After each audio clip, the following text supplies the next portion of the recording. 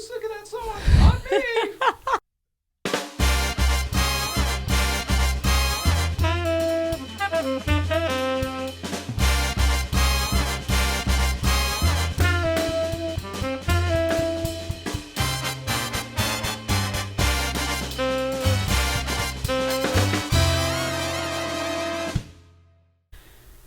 There we go. I didn't even watch it that time. Goodness. I know it's right.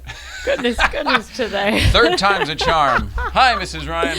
Hi. Welcome back, everybody else. Hello. Let's see. Welcome back. Today is Tuesday, June 18th, 2019. My name is Jay Ryan. This is Nicole Ryan. We are the Ryans, and this is It's Tonight's show. Our guest this evening is Na Nguyen. I know you saw it up there. It's probably not what you thought I was going to say, but it's the right answer. Na Nguyen is here.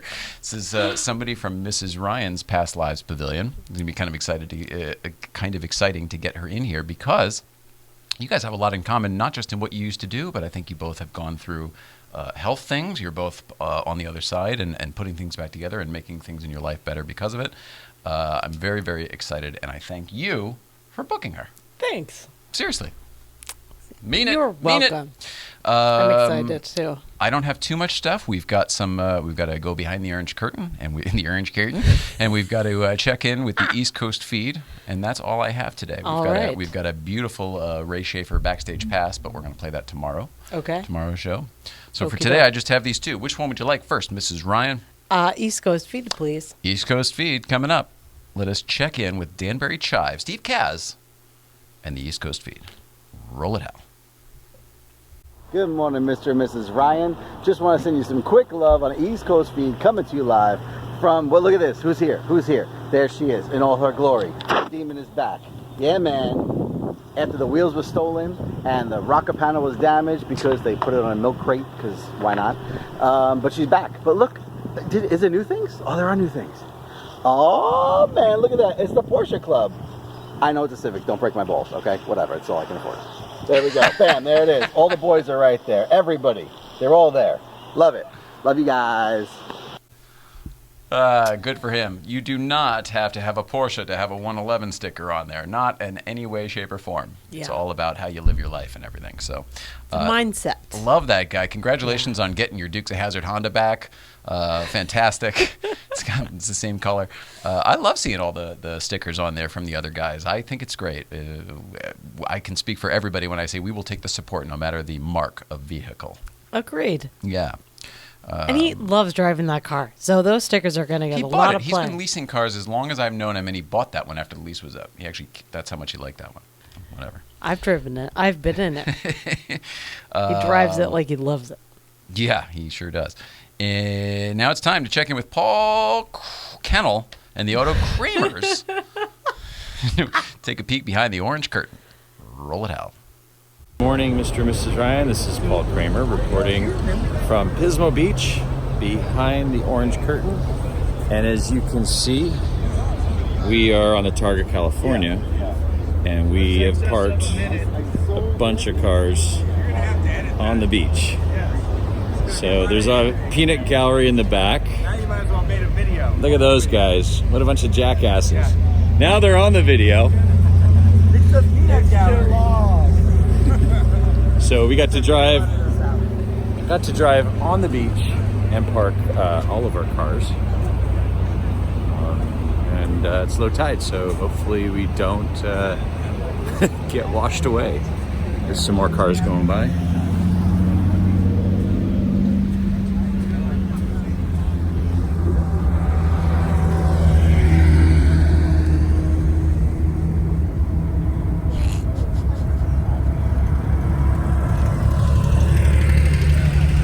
So, pretty cool, and we will talk to you later. Well, all right then. Oh, man. Thanks, Paul Kennel. Oh, gotta love him. Gotta love him. And we don't need Ray's follow copy because we're going to do that tomorrow. Fantastic. Mrs. Ryan, that brings me up to date. Oh, yeah? That means it's time to ask the question that is on everyone's mind. Dun-dun-dun-dun. What's going on, Mrs. Ryan? Just thinking about coffee might heighten brain function. Not consuming it, just thinking about it. So I'm. Well, I mean, I'm a. Oh no! Just drink some coffee. Listen, I like coffee, even the decaf, it's fine. But a recent study in a magazine, a journal, scientific journal called the Consciousness and Cognition. Sure. They highlighted neurologically kind of how it's intertwined with arousal, that mechanism of your brain that like responds to like, I'm having a cup of coffee, I'm doing this, it heightens my heart pressure, heart rate. It's super. I mean, caffeine is a stimulant anyway, right? So is that part of it, or is this we're solely talking about? What does it stimulate? Maybe is that what it is? No. Okay. They're finding that the physical, it's physiological based. Like, I see. In this point, the coffee really is just an example. It's more about how the body deals with it. Got it. Yeah. So the study was about coffee, but it highlights how your brain, what you think, can augment how you're feeling about something. I love that. I totally believe in it. Yeah, it's fascinating, this line of study. So keep on it. Driverless cars, delivery systems is a new thing in Houston. There's a company that's partnered with Domino's to just have refashioned autonomous cars that had a driver in them at one point, but like actual just autonomous vehicles delivering pizza. Yeah, I've seen that on the news, where you go out and you open a little door and you pull your pizza out and you close it and then it waits a few minutes and then it drives away. Yeah. It's weird. It's totally weird. It's robots are taking over, but they give you a PIN code and you can track it with the Domino's tracker. So I'm on board. All right. Mr. Peanut is entering the sneaker game. Mr. Peanut is in the top hat and the cane and the monocle? Yeah. Okay. They're entering the Highline sneaker game with a limited edition high top. The reason I found this, well, I mean, I like it for a lot of reasons. Blue and gold leather they're using, which for me is Michigan. So I was totally taken by it. But they partnered with artists and sneaker designers to make it an athletic shoe.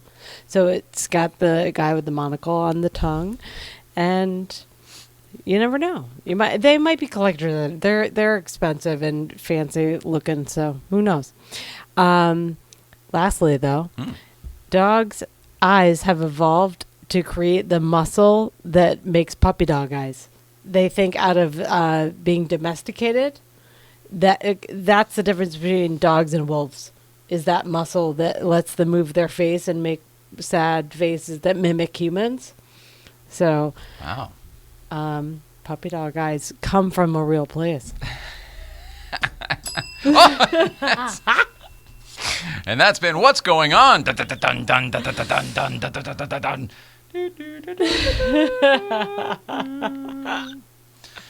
Wow. Well, we made light work of that, Mrs. Ryan. Sailed right through, 8 minutes in. Beautiful. Do you have anything? Oh, gosh, it's because we didn't talk about the weekend. Oh, jeez. Uh-oh. The thing is still up and everything. All right, well, a little out of order. We have weekend stuff to talk about. I hope that's all right. Yes. Nice breakfast club. A lot of fun up at Newcomb's. Thank you to everybody who came up. Trying to think. Saturday, though, was Cars and Coffee down with Pelican. I think they call it something different. Pelican Parts Coffee with Cars or something like that. But down at Palos Verdes.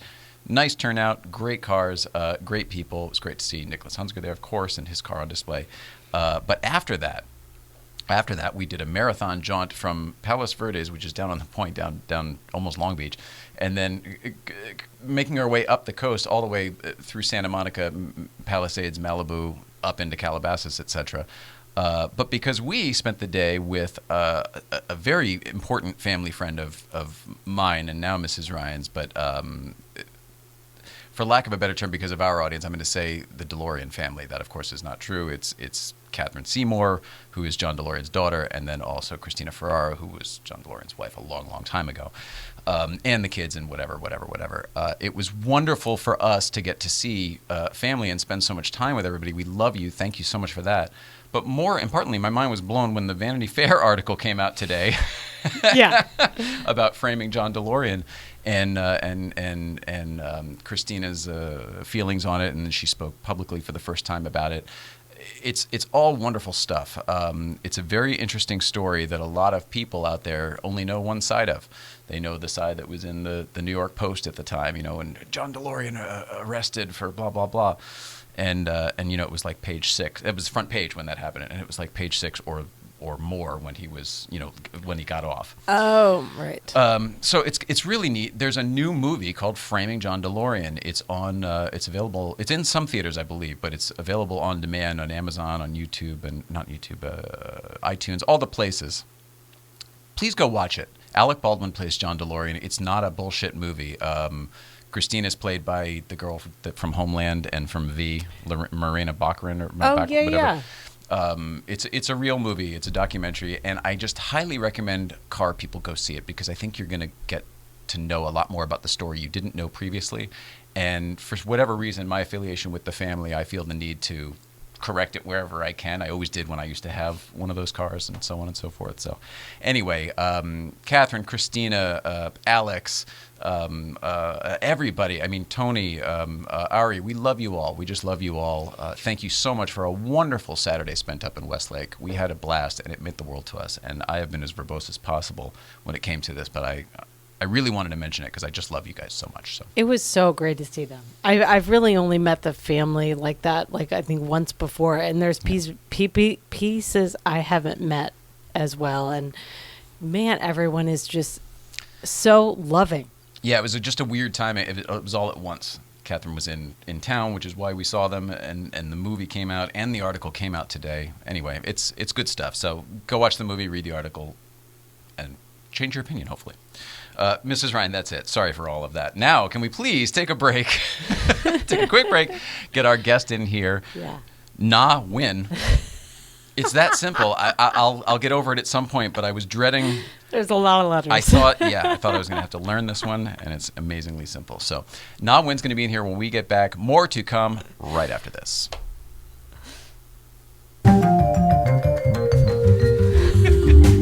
Sure you do. And with that, we are back. Hello, everybody. Sitting here with Win, which still blows me away. How is that possible that your name is pronounced that simply when it looks so complicated to me? I know. There's so many extra letters in there. It makes sense, I promise, in Vietnamese. Oh, very much so. Is that what it is, though? Is it just pronunciation? In Vietnamese, it makes sense. In English, not so much. Well, it's a beautiful name. You're beautiful. Thank you for being here. I would like to know what on earth, how do you guys know each other? Let's start there. I think I'm so excited to be here, first of all, and thank you so much for your time. I think the first time we worked together years ago, but were you Stephen Huvain's assistant? No. Who were you working for? LeBeau, that's right. So you were an assistant in PR, and I was an assistant at the time at Miramax. Wow. That's when it was, Dates way back. Forever ago. 20 years. Oh, my goodness gracious. 18 years. Well, that's when I moved out here 20 years ago. I had a little bit of Holy a heart palpitation saying that, but just having it come out loud, right? Yeah. It's things that you never thought you would say out loud. 20 years? Well, it's like, when I used to watch Friends, I used to think, God, they're so old. Why don't they have it together? And now I watch it, and they're like, they're in Babies. their 20s. Yeah. Terrifying. I think that all the time. Yeah. But I love the show. It's great. But yes, I think we date back to my earliest days of moving to LA, being an assistant in PR. That would have been both of your earliest days, right? Yeah. So Yeah. you kind of came up at the same time? Is that? Yes. We were part of the same class of people that just showed up here and had to do stuff really fast. And so you really form a bond with people that, it's not necessarily normal for anything else, but everyone will do whatever they have to do to get whoever they're with through the day. Yes. So It's like being in the trenches. Yeah. For sure. Yeah. Entertainment style. And I remember, Well, big time. I knew Nicole, who I've only ever called Shabbat. Yeah. Really? She walked This is great. So, no longer Shabbat for a long time. But I remember knowing you through work, and then we started hanging out because we had some mutual friends. We would spend time together outside of work. And what I remember about those days is you had a cat. Cat? Yeah. And we would play Scrabble.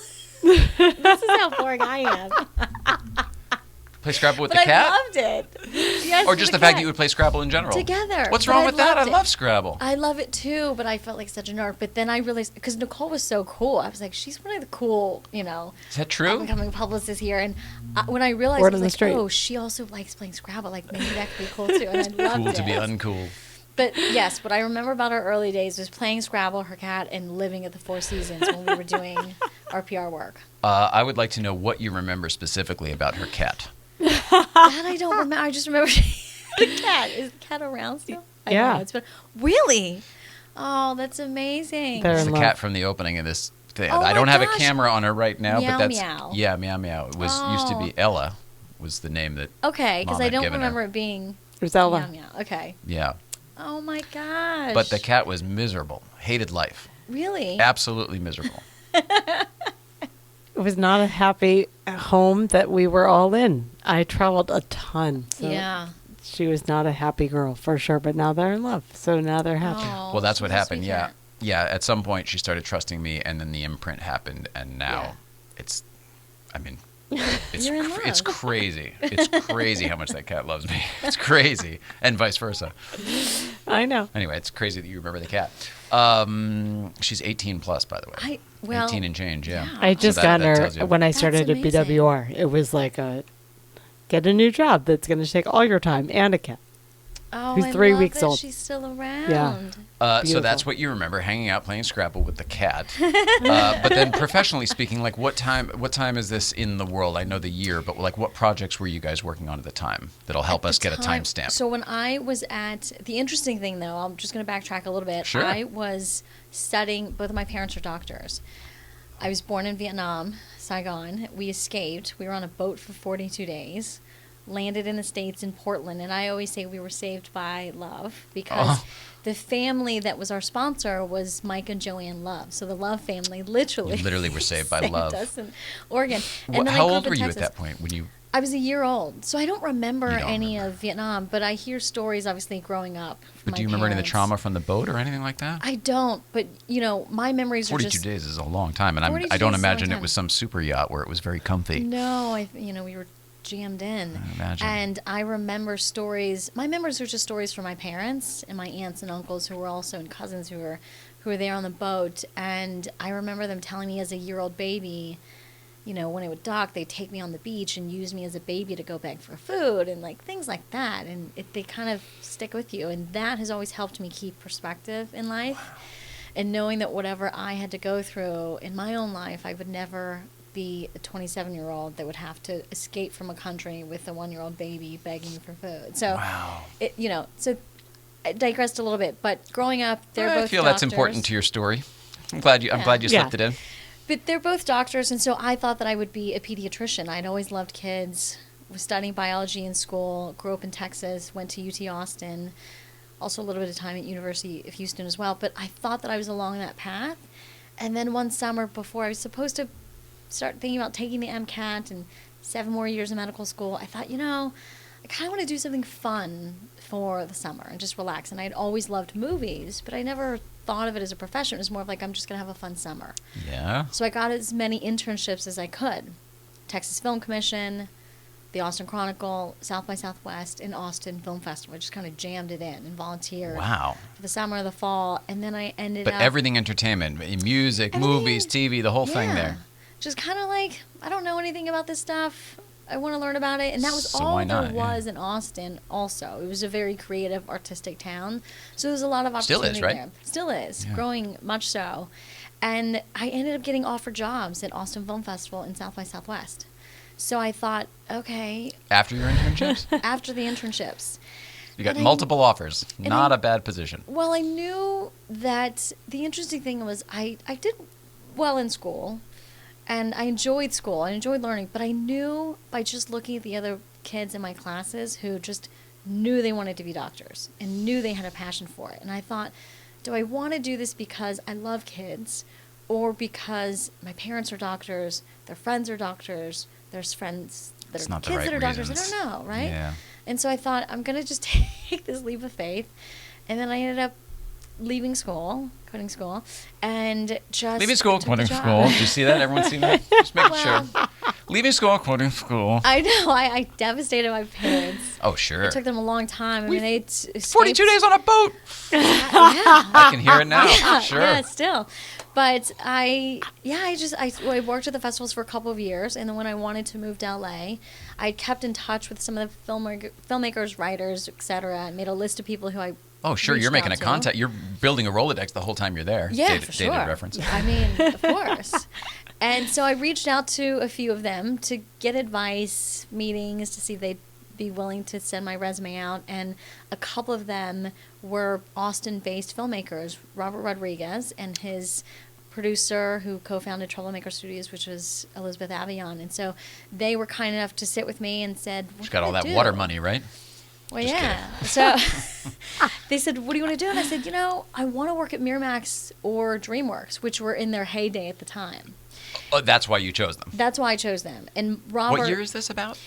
This was... Mid-90s? Well, I started working at Miramax in 2001. So okay, I so was at the Pulp Fiction's end already of, happened. Yes. But Miramax is already big at this point. Already big at that point. So Okay. I jumped in at the tail end of there. I worked on all the Spy Kids movies for Robert.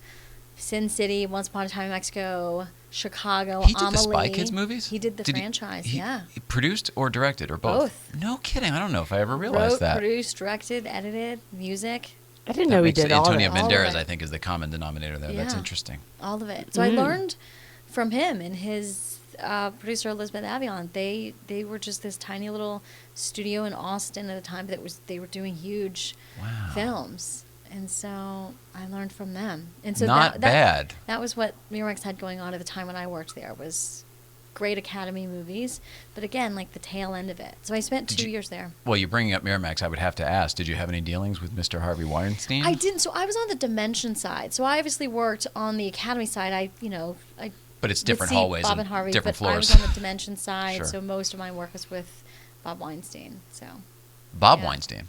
yeah, he ran Dimension. I don't know if I realized that. He Yeah, ran Dimension. that was his deal. Harvey ran Miramax, and they obviously collaborated. But Whatever. I'm not trying to get any Yeah. scoop. I just was curious. yeah. Sorry. All right, back to your story and Miramax. Well, the interesting thing So you about said, that, but you said one of those two places, and you landed at Miramax. and I landed at Miramax because Robert and his producer Elizabeth, they were so kind to introduce me to a woman named Shannon McIntosh, who was the head of post-production at the time. And I met with her, and she walked me down to the HR department and said, hey, can we find this young lady a job somewhere? And I started as a temp in casting and development for a couple of months. And then after that job ended, the only other position that was available was an assistant in PR. And I knew what PR was, but I didn't really understand the importance of it or what it had to really do with the bigger machine. And I was already living in LA, needed to continue to pay rent, and so I thought, okay, I'll take the job. And I took the job, and the interesting thing about the woman that I worked with, her name was Sandra Candido, was that she, at the time, Robert and Quentin were, doing quite a bit of work, and successfully so for Miramax and Dimension. So they had some flexibility there, and that usually you have a publicist who's just at the studio, and then you would have a unit publicist who just works Sure. on movies. They allowed this woman, Sandra, who was the director of PR at Miramax, to be Robert's on-set publicist when he would shoot movies. Oh, interesting. That's unique. It's very unique. So she would leave Miramax for months at a time to be on set with Robert. And how would they fill in at the home base, at the They headquarters? just filled in. I mean, it was a place where you just, Okay. figured it out. Okay. So I, as her assistant, also got the, great advantage of being Perks. able to do that. So I moved out to LA that summer, July, August, and within 3 or 4 months he started shooting. He was in post for Once Upon a Time, and he was getting ready to do Spy Kids. And so I moved basically back to Austin, where I'd refused to go to Holy school. cow.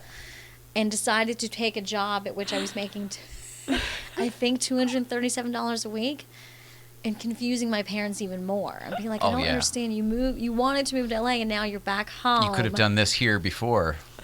Making $237 a week, doing I don't know what this is. So 42 yeah. days on a boat! Yeah, 42 days on a boat.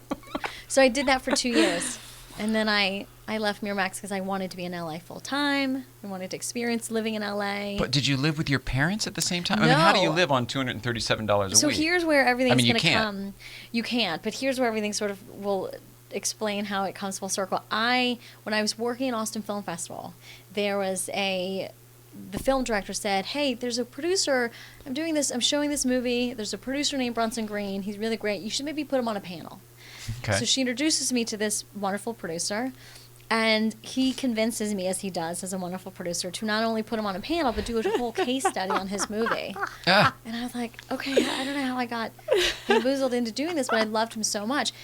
And Brunson, I didn't really know that well at the time, but I knew him because I put him on this panel, and he was so kind and generous. He'd come from Mississippi, where like everybody's friends, and you just help people out, and you live in a world where your word still means something, right? And when he found out, we kept in touch. When he found out I was coming back to Austin, gave up my apartment, needed a place to stay, he let me live in his house for free. Oh my goodness For the gracious. months that I was working with Robert. Wow. Awesome. So you were set. Yes, he went on to produce The Help and some other great films, and he is one of my best friends now. Wow. To this day. And I just stayed at his house again 2 weeks ago. This is amazing. So clearly you make relationships along the way. That's wonderful. Form bonds. That's been something I will say that has helped me because, you know, and going back to Shabbat or Nicole, like when I saw her and she was doing PR, like you just knew there were people who were just smart and brilliant and good at their jobs and like just knew how to kind of navigate that PR world. Whereas I was just still kind of figuring out. And what I will say helped me was I love learning about people. I love being curious and asking questions and developing relationships naturally and just nurturing those relationships. So that I knew was something that I could do. And the kind of PR, networky business side of it, I had to learn and figure out. That took some time for me. So I try to focus on the things that I loved naturally, which was just getting to know people. Is there anything to love in PR? Because it's sales to me. You know, it is, but I will say what I have learned to love about it is that I mean, for a very long time, I worked at Miramax, and then I worked at CAA, Creative Artists Agency, for 3 years in corporate communications, and then I worked at Paramount Pictures for 6 years. So I've, most of my career, only worked at large studios and agencies on major motion pictures. And then I left and started consulting and fell into film and television production on my own stuff, documentaries first. And then I realized, oh my gosh, there's so much to get into here. So hard. And what I loved about it is just meeting other filmmakers who were so incredibly talented. Then you get that creative bond, but then you also realize there's so many talented people out there who put all their money and effort into making it. There's a whole other world that has to raise awareness about it that you don't have the money or the wherewithal to be able to do. That's the PR world you're talking about. That's the PR world, which I certainly valued. And even when I worked at the big companies, the filmmakers and the actors were great. But I also loved learning about the cinematographer, and because that was also part of what I had to do at the studio. I dealt with the directors and the actors, obviously, but I was also, for my specific role at Paramount, was responsible for getting press for the editor and the costume designer, and so they worked just as hard. Time frame wise, when were we at CAA and when were we at Paramount? Just so I can. So Miramax 2001 to 2003, CAA 2003 to 2006, Paramount 2006 to 2012. Oh, so we may have actually overlapped at Paramount for a bit. Yeah, where were you on the lot? In the physically? Marathon building. Oh, of course you were. Yeah, sure. I worked on Everybody Hates Chris at the time, which was like 05 to 08 or something like that. So we were there at the same time. What floor of the MOB building were you? MOB, third floor. Oh, wow. 3216 maybe? I don't know. All right. Well, I knew some people in international television over there. Joe Lucas was on the third floor. I don't know if you knew him or anything. Interesting. Small world, though. Yeah. I know it's a huge movie lot, but it's nice to be in the same place at the same time. I'm just happy I have a connection. All right. Sorry. So back to you.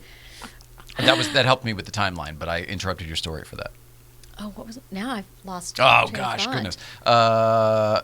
You were then transitioning into doing your own production projects. So here's what happened. I'd always known that I wanted to work in a mix of different things. Our friend, excuse me, little fly.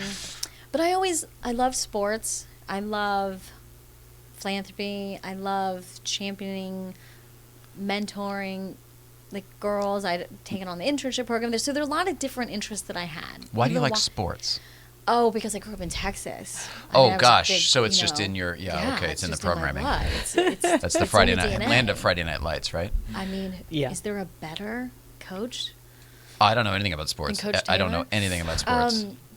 Well, so I will say I love sports, but I also love just the camaraderie of it, like being with my family and watching it. And so, well, that's why I wasn't sure if you were going to say that or team building, or I mean, there's definitely there's so much of it that I enjoy. So growing up in Texas, my family would watch football, but I gravitated towards tennis and basketball. So I loved basketball. I loved the Rockets.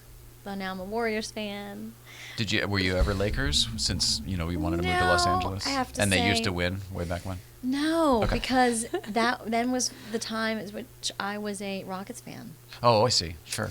So yeah, I used to pull a chair up in the middle of our game room. We had this big screen TV, and I used to pull up this chair right in front of it, pretend that I was courtside. Oh, sure. I used to tape. This is how nerdy I am. I used to tape all of the Rockets games on VHS, and I would label them all of who they played and if they won or lost and what the scores were. And those tapes still live in my closet. Nice. Yeah. Feeling a little better about my situation here at the moment.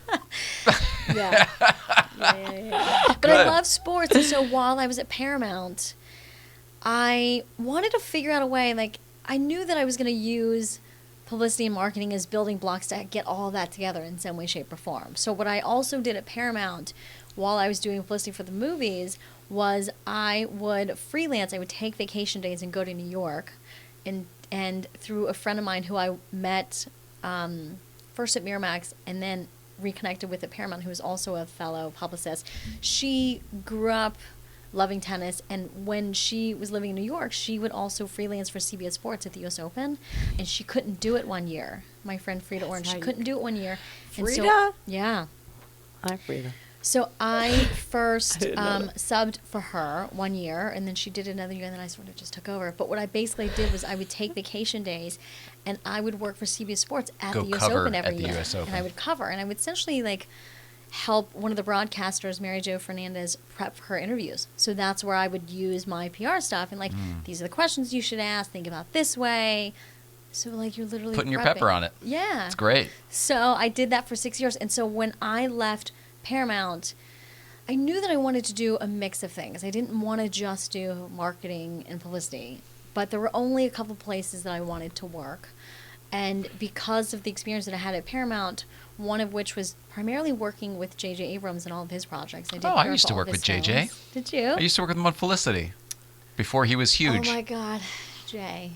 I mean, he'd already done so many wonderful movies. You have no idea the imprint that you've just made on my heart. Really? That is my favorite television show of You're all time. kidding. Oh no, I'm not. Oh my goodness. So much. I love it. I've actually never. I don't think I've ever told JJ that, but I love that show. We have so many people in common then. Yeah, he was. He drove a nice 911 Carrera and everything at the time. I mean, he had made it. He had done some very successful movies, but he was not the J.J. Abrams that people know today. It was before Lost. It was before all the movies, Star Trek. It was before Alias even, exactly. Yeah. But he had done Forever Young, and he had done. He wrote Regarding Henry already. Yep. And he'd already done a Yes. polish on Armageddon. I mean, he'd already done some big things. So what a great guy. I would be remiss if I didn't at least mention that part. Such a great guy to work for, even back then. So I always say to people, it's as incredible of a filmmaker as he is an even more incredible human being. Agreed. He and his wife are fantastic. That's so cool. They're fantastic. So there were only a couple places that I wanted to work when I was leaving Paramount, one of which was the Academy, because I had spent 3 years working on a project with Tom Sherrick, who was then president. While I was at Paramount, we worked on a project together. So I wanted to work at the Academy, or I wanted to work at Bad Robot. But I wanted to do a mix of some sort of social impact, helping the community, and bridging the gap with entertainment and philanthropy. And so I had been talking to those two for a while, but it would have taken creating a position for me.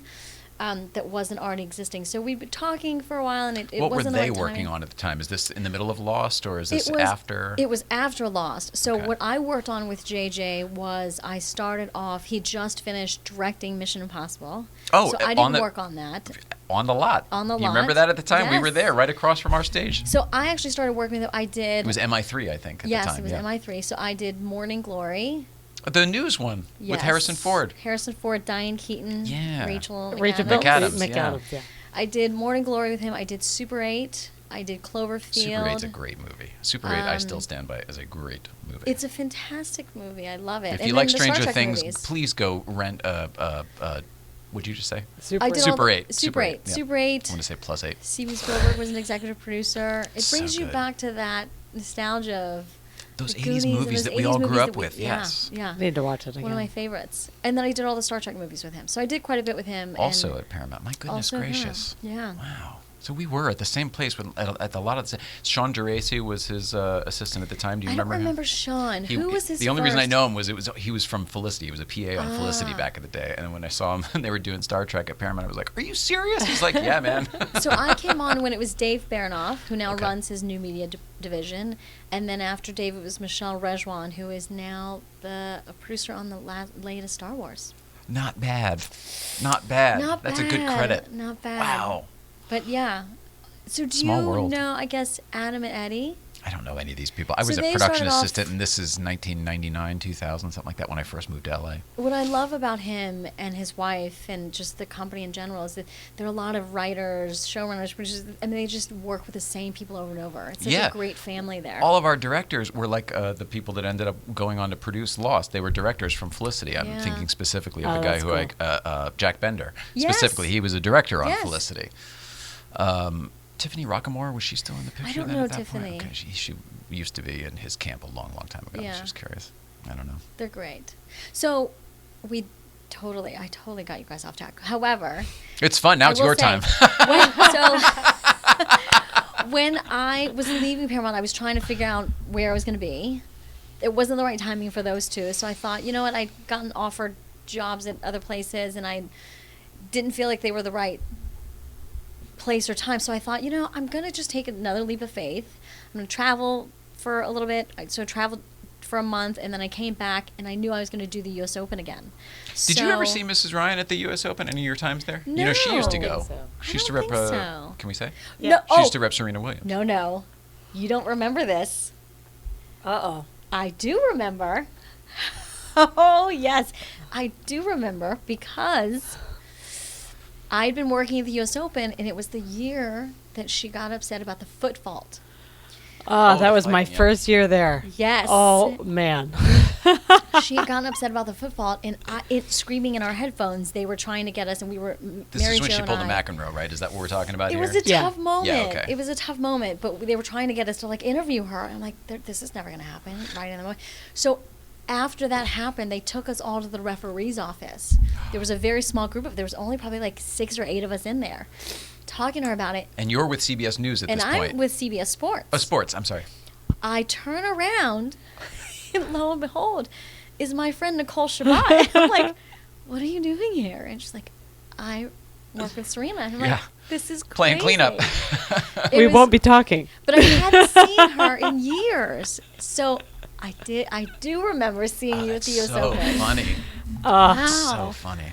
I would like to say I remember, but I was clearly distracted by a football situation. Yeah, it was a That was a nightmare.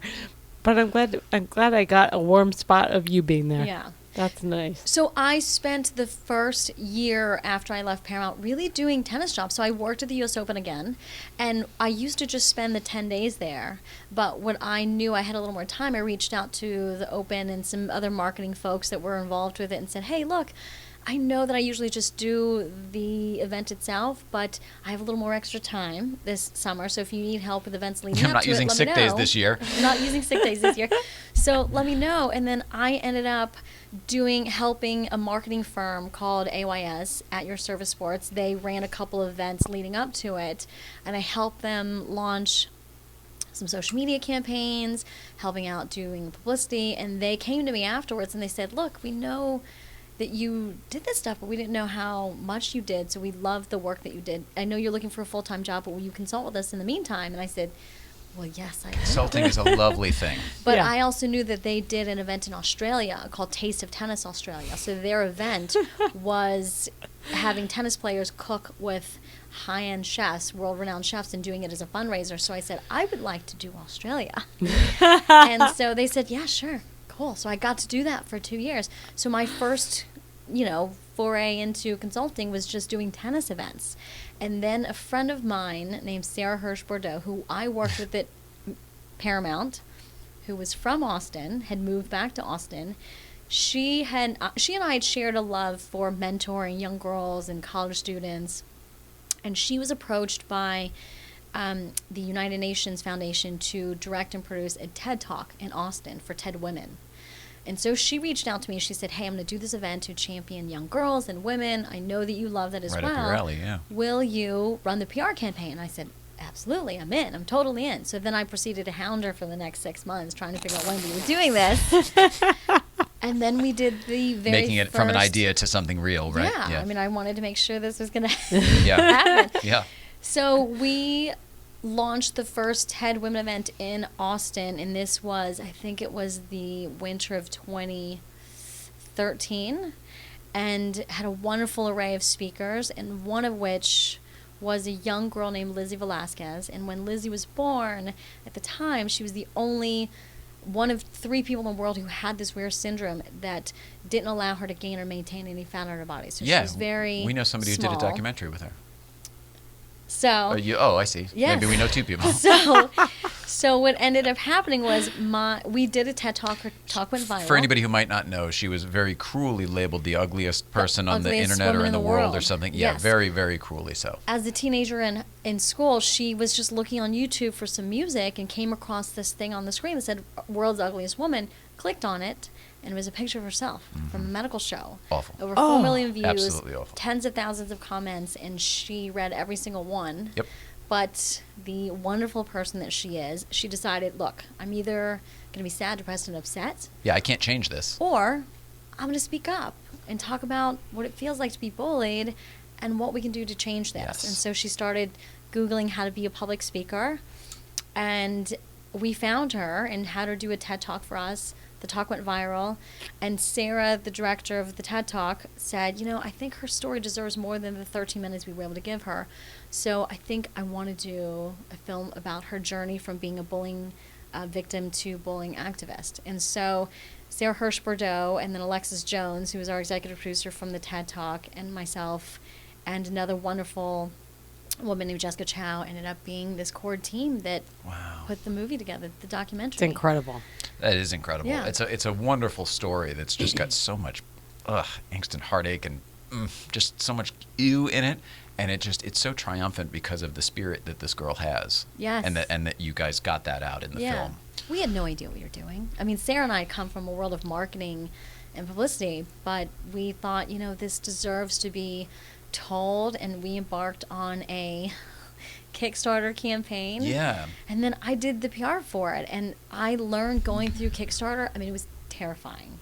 I swore I would never do it again, and then I did it again with the television series I just did. But it was heartbreaking because I realized that there are people who do this every day, and they don't have a professional background in publicity to try to get awareness to raise about the campaign. Right. And you're begging your family and your friends and strangers for money. Because that's the outreach you have, yeah. Yeah, and it was terrifying. Wow.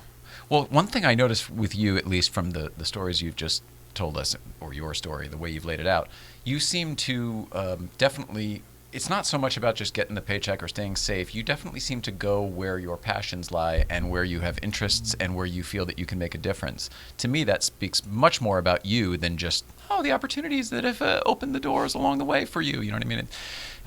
You've created this for yourself. Is that in any question for you? You're aware of that, right? Well, I that's very kind of you to say. And what I will tell you is that it's really because I had great champions when I was starting out. Going back to 42 Elizabeth days on a Avillon, boat. 42 days on a boat. 42 days on a boat for sure. But again, like my parents, even though I'd veered off track of where I thought I was going, they've been nothing but supportive. That's an interesting thing, because there were a few times where they're like, "You're crazy," but they continue to support you. They continue to support me. That's yes, huge. Absolutely. Huge. And then Elizabeth Avion, the woman Shanna McIntosh, who walked me into HR at Miramax, who is now a wonderful independent producer on her own and just produced Once Upon a Time in Hollywood. You're kidding? The Tarantino part movie of that's that? about to come out anytime now. Yeah. So Shanna McIntosh, who got me my first job in LA through a connection from Elizabeth Avion, she continues to be a mentor and friend of mine, and she is a wonderful producer and just produced the Quentin Tarantino movie. A big one. It was going to be a big one. Yeah. A big one. And she's, had that relationship with them for years. But I've just had really great women in my life who have been successful and also kept their just kindness and generosity and integrity in place. And so I've also chosen to keep those people in my life. And so you know what you're doing at the same time. It's not just willy-nilly. I mean, look, I've been really lucky. But some people navigate life where they take it as it comes and whatever, and that kind of sounds admirable and everything. But there is a little bit of strategy involved in life, involved in living this life, and it's not just as simple as getting up and taking everything as it comes. I mean, that's great to be able to do that, but you seem to have the foresight, the forethought, and then also the ability to see what's around you and what could be resources, opportunity, etc., and then navigate within, like I said before, your interests, where you think you can help, what you already love. And to me, it's almost a life lesson of like, oh, that's how you do it. Like, don't get hung up on all the bullshit. Just keep doing the work and just keep putting yourself in situations that you know you'll thrive instead of wilt. I definitely think and agree there's a strategy behind it, because I think you have to have one. That was really It's tough, though. It's very hard for most people. It is. Well, it's hard. Or for a lot of people, I should say. I do think it's tough, but I do think that again, just being lucky, working hard, and for myself, learning early on that a strategy will help. And that even when I was at Miramax, I think now looking back, though, I don't know that I was as conscious of it while I was going through it. But when I was at Miramax, what I knew I wanted to focus on was just building press relationships. Because you're learning, you're new, you're just getting the landscape, right? So I wanted to develop press relationships. And then when I left Miramax, I actually didn't want to be in an agency. There were a lot of trepidation, but they kept coming back. And the woman that hired me was a wonderful woman named Wendy Smith, who had also been from Texas, and she had just come from spending 7 years in the White House with Bill Clinton. Oh, wow. As a special advisor there, and a special assistant to him. And as an advisor to Clinton? I think her role there on the team. On the team, I think her role. I'm going to get it wrong, but it was a special counsel. Some sort of position there. A consigliere. Of note. And I apologize that I can't remember offhand. But she had come from the White House and then now was running corporate communications at CAA. Yeah. Which, again, was a very, I think, light bulb moment for me. There you go. I was going to say. There's somebody who has had a different path and has ended here, and I wanted to learn from that. And I only took the job because I loved her. Well, not only because of that, because there were a couple of different reasons. And what I tell people now who I mentor, I say, look, if there's a job opportunity that you take and you hate every single day of it, right? But you're considered to take it, you have to be able to take something tangible from there that you can turn around and say, look, that was tough, at least but I got these this. Are the things that I got out of it. Yep. So I loved her. I loved it's a perspective thing, really, right? Yeah, perspective. Teaching perspective. And it's corporate communications that I didn't have experience in, and they were number one in their field. And there was a reason why they were, right? And I knew that if I hated every single day there, I'd get a great salary, I'd get corporate communications on my resume, I'd get them on my resume, and I just learned from a woman who just spent 7 years working for the President of the United States. It's pretty killer. Yeah. You don't get that out here easily. It's a hell of an opportunity. And I ended up loving the people there. I really loved my experience, and I just attribute it to being open to a path that you may not have known existed for yourself, and just being open and looking at the positive and saying, like, I'm going to take that leap of faith. And I love the people there, and I worked with the partners, really, and I worked with the foundation primarily.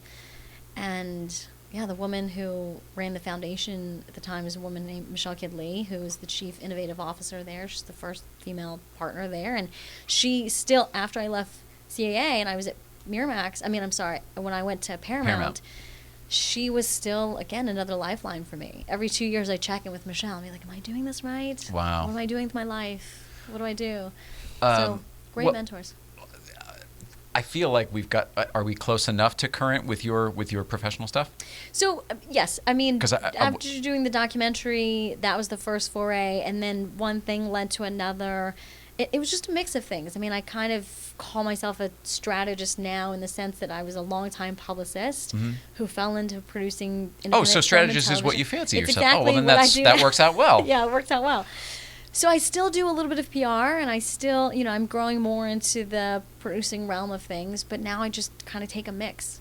Well, did I have this wrong, or did you also have a health thing or something, a life-changing thing? And that was the impetus for me to really, it was a catalyst for me to figure out, what time frame are we? Fashion. I'll tell you, I was at Paramount. Okay. And it was, what year are we in now? It was 2008. Okay. So it's been 11 years since I was diagnosed, and I think it was while I was going through so I had breast cancer. Oh, I was diagnosed with breast cancer. I had surgery, I had chemo, I had radiation, and because I am also BRCA positive, I had an extensive care after that and continuing to have that same care now. I was getting treatments. I think it was the Love Guru in Star Trek is what I was working on around the same time. Wow. Yeah. The Continuing Love Guru. on to like as the in fighter. Craig Shoemaker, the Love Guru? No, that's not. It was Mike Myers. Mike believe. Myers. Oh, I see that movie. Okay, got it. Justin got Timberlake, if you will. Yes, I remember. Sure. But now I've got the timestamp. Thank you. And Star Trek. Yeah. Oh, I remember. Of course, I remember when they were doing that. It was the first Star Trek. And there was the only person who knew, there were only two people who knew that I was going through it at the time, which was Zoe Saldana, who we had was a mutual on Star friend, Trek, yeah. and JJ's assistant, who was a dear friend of mine. Wow. And then I told JJ like years later, in the middle of a party. Yeah, like, you were so what? stoic about it. It was bizarre. But I think. So, but what did that do for you in your life or your perspective? Or I know what your situation has done for you. You're a different person afterwards. You sound like you always sort of were this person, but maybe did it get in focus, or what happened? I mean, it accelerated my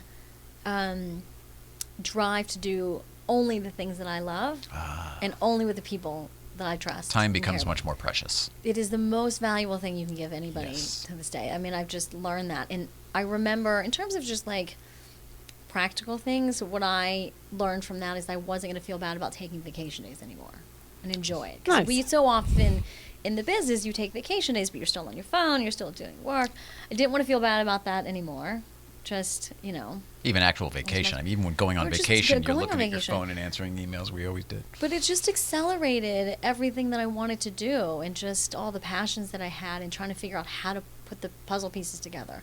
Right. I still spent another 4 years there, and they were wonderful to me. Paramount was so incredibly kind and generous and understanding with, what I had to do. Circumstances, yeah. Yeah, they were great to me, and I truly love that experience. So glad to hear that. That's awesome. Yeah, they were wonderful to me. Wow, all right. So it wasn't exactly the same type of thing where you had a catharsis during your process and then, oh my goodness, life is a flip turned upside down afterwards. No, I mean, it was so much for me to go through at the time because being BRCA positive, then they start immediately. I don't know what that means other than you're probably more susceptible to something. It means that you have a certain gene mutation that makes you more likely than the average person to develop A, breast cancer, and B, ovarian cancer. Oh, okay. So I had that lucky gene. Yeah. Congratulations. But I will say, the other thing that I learned from it, though, is that it forced me to allow more people into my life, in that I used it as an opportunity to spend more time with my family and my friends. Oh, wow. And so I was lucky that my parents were doctors and my mom had her own practice, so she would come out 10 days of the month, every month, to go to my chemo treatments with me. Holy smokes. Every time I had a doctor's appointment, whether it was a shot or a checkup or taking a pill, anything that I did, I would take a friend with me. Are your parents GPs or are they specialists? Or? My mother is GP and my dad is an ER doctor. Oh, wow. Oof. Crazy stories. Yes. Crazy stories. Can't imagine. But I imagine, look, I I've always felt that everybody has whatever their challenges are. Everybody goes through something, right? It just takes a matter of like sitting with them and trying to figure out what everybody's story is and what their own journey has been. And I've always tried to keep that in perspective as well. Like I certainly had my own challenges with breast cancer, but like you learn that everybody has something, whatever their own cancer may be. I don't know. It's a fact. Everybody has something. I find that a lot of people either don't know they have something, aren't willing to look at it, or sometimes just straight up don't, lack of awareness and ability to get there. And I can only assume that comes with time and experience. I don't know. Desire, maybe, to fix whatever your issues are.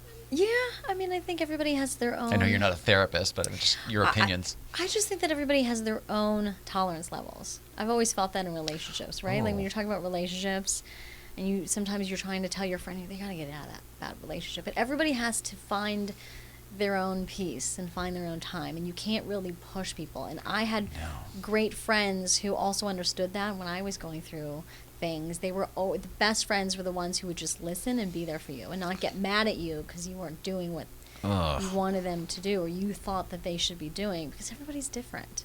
So, Yeah, here, fix your problem my way. Yeah. But in terms of like, the physical or the medical stuff, I do remember being on tour with Diane Keaton when I was working on Morning Glory, and she had done some sort of, I think it was a PSA for colon cancer or something, and she had said to me, if the only thing keeping me from finding out is fear itself, that's something that I can control and get over, right? Because you hear so much that prevention is so key to treating and getting better, right? And it ups your chances. And so I've always thought that if the only thing that's holding me behind is fear of this or that, like I'll give myself a moment sometimes, but then you got to just do it, Okay, good for you. I mean, that's huge, though. That's a big deal. It's fear hard, is something though. that is in most people's way. It's terrifying. I mean, I think that's probably the biggest thing that keeps people from thriving in whatever it is that they want to do, feel they should be doing inside, but just whatever reason they don't go do it. I absolutely agree. Yeah. Yeah. Wow. So has fear never been really an issue for you? Oh, it's always an issue for me. I'm fearful. No, sorry, but you seem to overcome it. Have you always been able to, just put it in the back seat and jump out of the plane anyway? I go back to, am I scared to go to the doctor to get an MRI? That's one thing, but... Are you? Oh, yeah. I still have to do it now, and there's always that nervousness. But at the same time, I'm like, look, I'm literally going to a high-end facility with very well-trained professionals who are going to help me on this journey. Yeah. If that's what I'm scared of, the alternative is being on a boat for 42 days. Right. These are the helpers. You don't need to be afraid of the helpers is the idea, right? You know what I mean? It's all about what I heard from my parents growing up and being fearful and having perspective. It's the programming, yeah. Yeah. Wow. Goodness gracious. All right, well, what do you want to do now that you've done such wonderful things? You're in a place now which sounds very happy and healthy. Where do you want to take this thing? What do you want to do? I think for me, it's just, I'm constantly a student in life. Like, I just want to keep learning things, right? And so, obviously, taking a little bit of a detour from publicity to producing, I've jumped into a couple of things that I'm really passionate about now, and one of them is just learning that muscle and like flexing that muscle in some way. The producer craft? Yeah, Sure. just figuring that out, because again, just having so much respect for filmmakers, it's so hard to get anything done. I mean, there's things that you can do to help with the process, but there's so many other people that have to come together and so many other things that have to align. So just learning that. How do you deal with that creatively now? This is a creative question from a creative over here. I find that once all of those people you just mentioned get involved, the product gets just killed. Well, often. I will say, I think that happens a lot of the times when you're dealing with larger networks and studios, because there's just a process that you have to go through. I'm talking about every right? single Joe who has to justify his job by putting in his 2 cents someplace it doesn't belong. Every conference call ever, every meeting I've ever had, we're almost doing this as a to that whole system. You know what I mean? Totally. I mean, the 2 projects that I'm working now are independently produced and independently made, and so you have much more creative control. And there's challenges in different ways, but it's also a lot more rewarding in other ways, right? You feel like you did it on your own if you do it. You know what I mean? If you win, the win feels bigger. Totally. So what I'm working on now is there's one series called Power On, which was funded by Google and then created by a female-run and founded production company called Straight Up Films. And the focus of the short film series was to inspire girls in STEAM fields, so science, technology, engineering, arts, mathematics. Oh, STEAM. Got it. And Sorry. so- I'm like, how do you grow STEAM? So that was wonderful, though. That was wonderful because we got actresses to direct the shorts. So it's Julie Bowen, Nikki Reed, Rosario Dawson, Anna Brennan Contreras, and Lisa Edelstein. So we were trying to be as intentional some of as those possible. people. That's cool. Yeah, we wanted to be intentional in that we were picking actresses to direct them because we wanted to celebrate the intersection of entertainment and technology. And then we also offered it to actresses who had not had the opportunity to direct before, so first-time directors. And then we also encouraged them to collaborate with male writers. Mm-hmm. So, just Look at you. things like that I like how you're shaking it up, though. Yeah. Because the if you make the soup differently, it's going to taste different. You know what I mean? It's going to Yeah. be the result. This product is going to be different. Yeah. I'm interested to see the result of that. And the other thing that I'm working on is another independent television show called Everyone's Doing Great, which was created by two actors, James Lafferty and Stephen Cletty, who were on One Tree Hill. And, the show's a comedy about these two guys who were on a very successful show. They were on a vampire show, but then 5 years later, they're struggling to find the same level of success again. And obviously, a lot of it comes from their own experiences from being on One Tree Hill and then diving into the world after that. But the thing is, that was independently funded as well. They shot the pilot on their own, and then they screened the pilot at several TV festivals around the world, and then we did a Kickstarter campaign and raised money to shoot the first full season. So we shot 7 more episodes, and now we're in post. But the thing that I've learned from both of those projects is like there's are certainly a lot of challenges coming with doing something independently and raising your own money. That part of it, I don't know that I'll ever get over. It's tough, and I didn't even raise most of the money for these things, right? But it's so tough. But I will say it's been so rewarding. As I imagine with this show, that every single piece of it, you have some sort of control over, and that it's going to be done to the standards of which you want to keep it to, right? Yes, it's especially beneficial when someone like me with a highly analytical brain starts looking at it and sees flaws. Because a lot of times I have the ability, or we have the ability, to change, modify, improve those flaws and make them better. Sometimes the goddamn bean counters like that flaw, and they want to keep it there because they attribute success to, or whatever, to that flaw. And you're like, let me just fix the goddamn flaw. Trust me, it's a flaw. Yeah. Nobody will even notice. I'm the only one who is bothered by it, but there's a flaw there. That element keeps my creative brain very, very happy because there's not someone else to say, well, we don't like this. If this were a real show on a real network with bean counters and stuff, we would have never made it this far. They would have yanked it. Yeah. They would have yanked it like they would have yanked a Cheers or a Seinfeld. You know what I mean? Right. You didn't get the chance to develop and learn to be good at it, to be good at a product that people have grown with and then love because they saw the whole. Right. I don't know.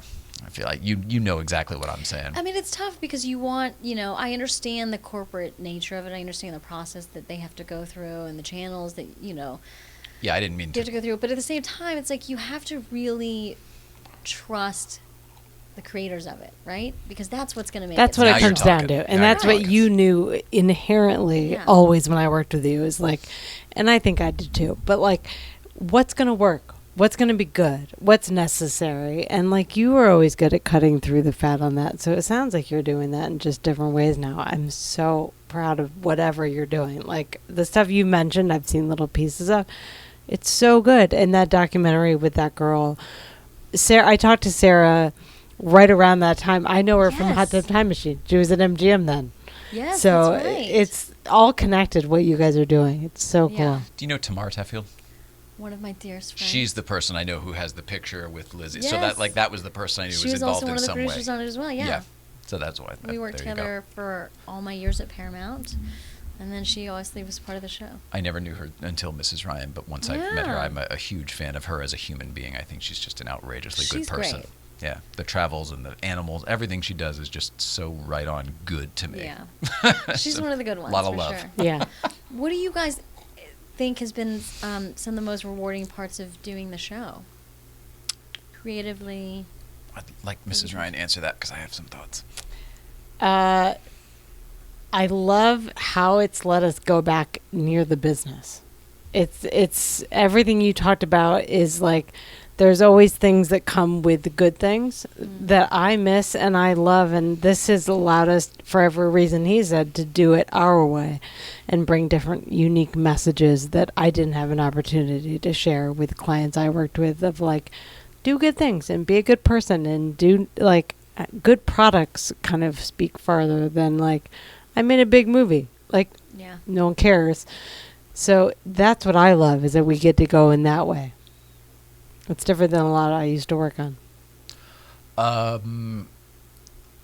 I thought your breast cancer situation was going to be more similar to ours here. We, life sort of imploded on us all at the same time, like 3, 4, 5 different things all happened within the same year. And we were just kind of like, I can't take anymore, you know?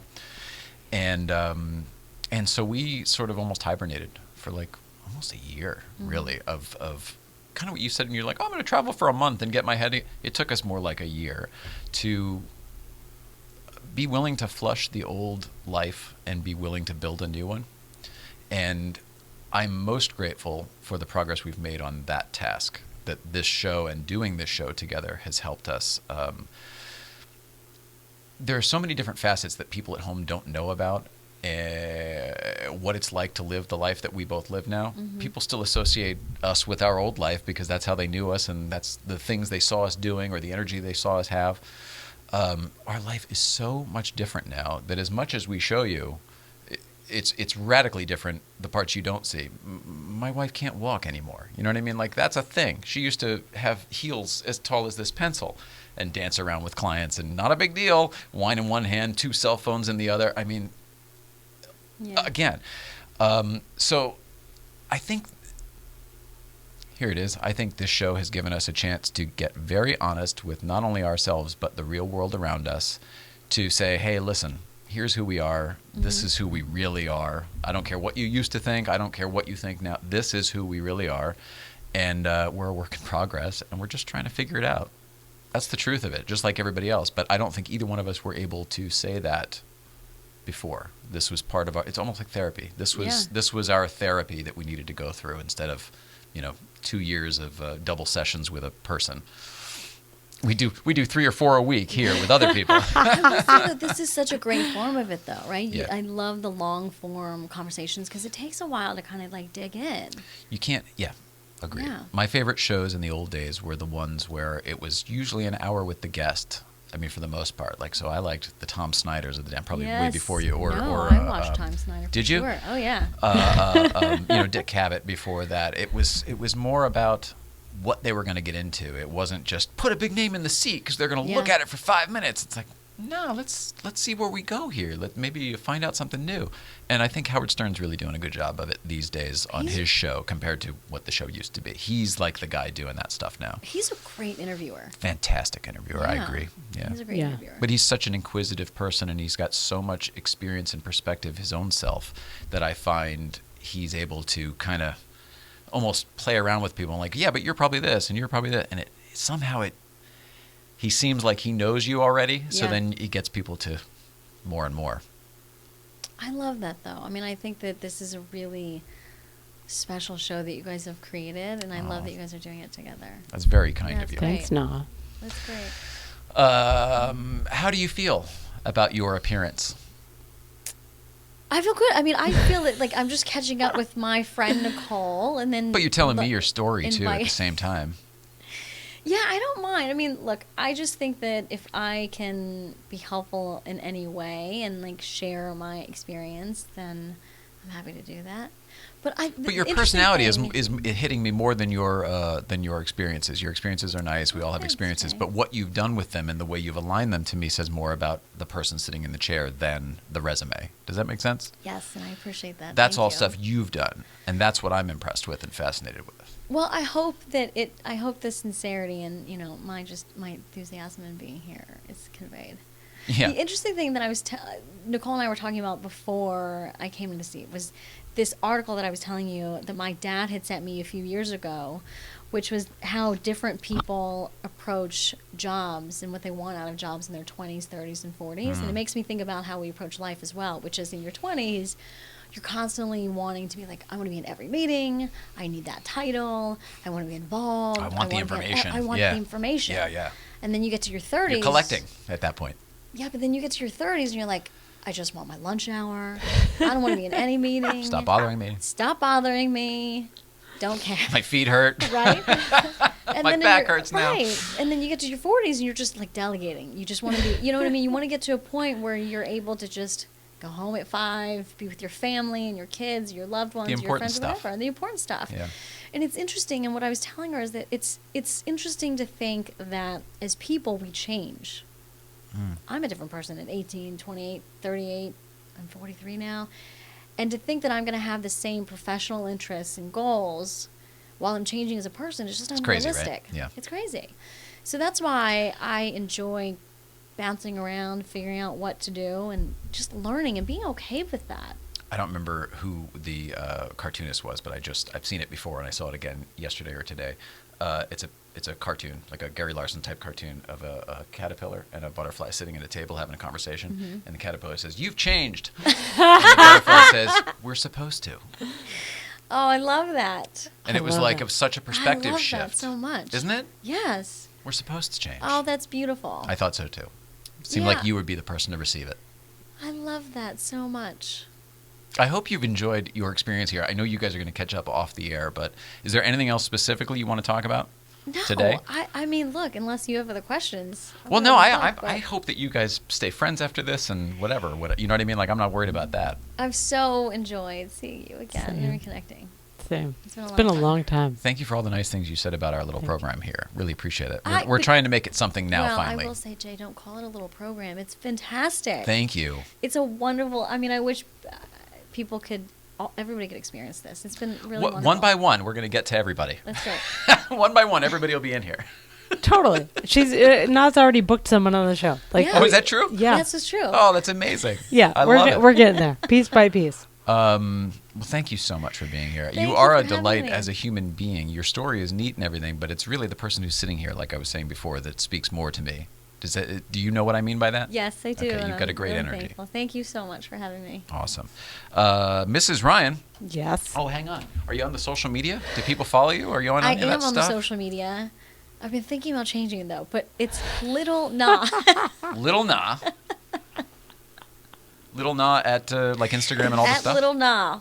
All right. There you go. Easy enough. Nice. That was a piece of cake.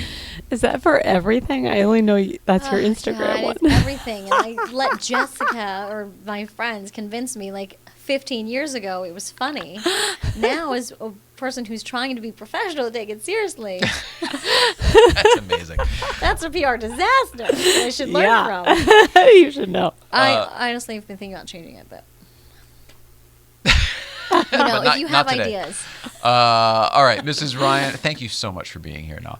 Are we still on? We're still on. Mrs. Ryan, tomorrow we've got Chip Chinnery. Chip Chimmery? Comedian. Chip Chinnery. Yes. Chip Chinnery? Chip Chinnery. I feel like I'm Chip making fun of his Chinnery, name Chip now. Chinnery. That's what I was going to do, but That's everybody what it sounds does that, like. right? But as far All as right. I know. Comedian, fantastic. Chip Chinnery will be here tomorrow.